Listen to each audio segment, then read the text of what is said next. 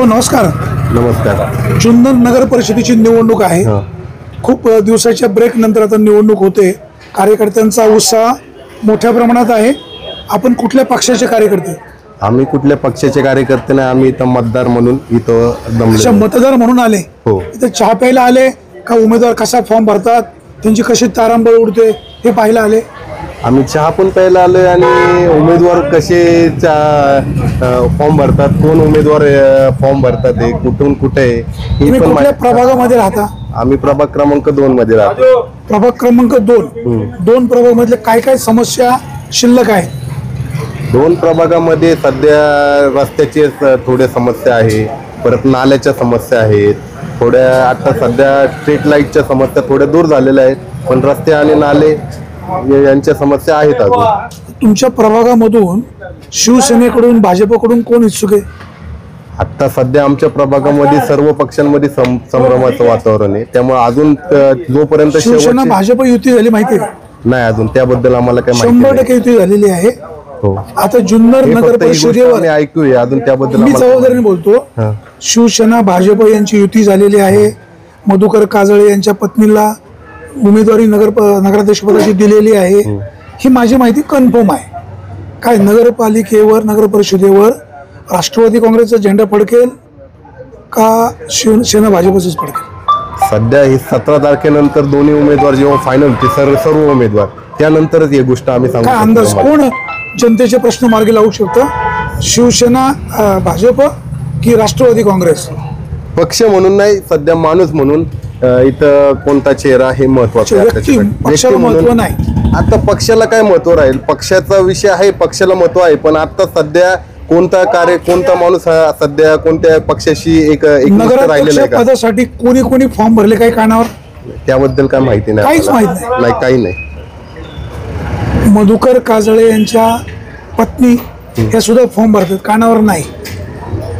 त्या आता ऐकू आहे, अजून फॉर्म भरलेत का नाही ते अजून. आता सर्व गोष्टी ऐकू आहे. 17 तारखेनंतर डॉक्टर शेवाळेंच्या मिसेस सुनबाई हे सुद्धा नगराध्यक्ष पदाचा फॉर्म भरतायत. काही कानावर आहे? कानावर तर भरपूर गोष्टी आहे, पण 17 तारखेनंतर काय काय मग ते 17 तारखेनंतर सांगू आम्ही. अच्छा, म्हणजे तुम्ही सांगायला पण घाबरता?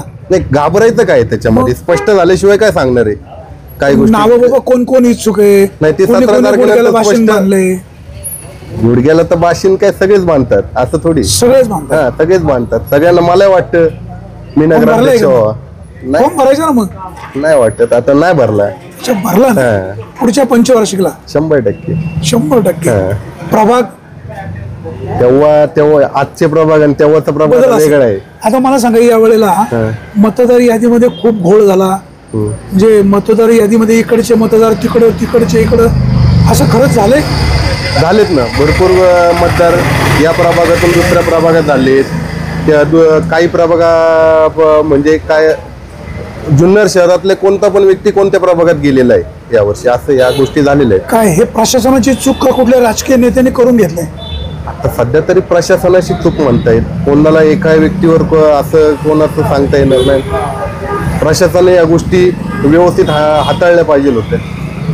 राजकीय व्यक्ती तर प्रत्येक जण म्हणणार आम्हाला ही व्यक्ती पाहिजे, पण प्रशासनाने या गोष्टी व्यवस्थित हाताळल्या पाहिजे. जुन्नरकरांना कित्येक वर्ष स्वच्छ पाणी प्यायला मिळत नाही. काय कोणाची चूक? सध्या आता जे पाईपलाईनचं काम होईल कम्प्लीट, तर होईल त्या सुविधा पण लवकर होतील असं वाटतंय. आता मधल्या काळामध्ये पाईपलाईनमध्ये सुद्धा घोटाळा झाला, पैसे खाल्ले, माऊली खंडाळे ठेकेदार पळून गेला, त्याच्यावर गुन्हा दाखल झाला, अशा प्रकारची चर्चा होत होती. काय वस्तुस्थिती? त्या एवढ्या या गोष्टी माहिती नाही. एवढ्या तुम्हाला काय काय माहिती आहे? आम्हाला जास्त गोष्टी माहिती नाही. जास्त माहित नाही. हो. धन्यवाद. हो, धन्यवाद.